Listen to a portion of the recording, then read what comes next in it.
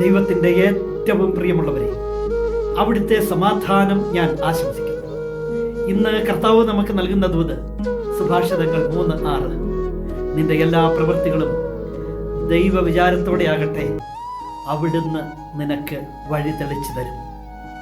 ഹൃദയത്തിൽ ദൈവമുണ്ടെങ്കിൽ ആ ദൈവം വഴി തെളിച്ചു തരും. നിന്റെ എല്ലാ പ്രവൃത്തികളും ദൈവ വിചാരത്തോടെ ആകട്ടെ, അവിടുന്ന് നിനക്ക് വഴി തെളിച്ചു തരും. ഓരോ കാര്യം ആരംഭിക്കുമ്പോഴും ചെയ്യുമ്പോഴും ദൈവ വിചാരത്തോടെ ആകട്ടെ, ദൈവത്തോട് ചോദിച്ചുകൊണ്ടാകട്ടെ, ആ ദൈവം വഴി തെളിച്ച് മുന്നേ പോകും. എങ്കിൽ ആ വഴിയിൽ എത്ര വലിയ സുരക്ഷിതത്വമായിരിക്കും. ആ സംരക്ഷണം നൽകാൻ മറ്റാർക്കും സാധിക്കുകയില്ല. ആ വഴികളിൽ നിറയെ അനുഗ്രഹങ്ങൾ ആയിരിക്കും. നിന്റെ എല്ലാ പ്രവൃത്തികളും ദൈവ വിചാരത്തോടെയാകട്ടെ, ആ ദൈവം കൂടെയുണ്ടാകും. അവിടുന്ന് വഴി തെളിച്ച് മുന്നേ പോകും.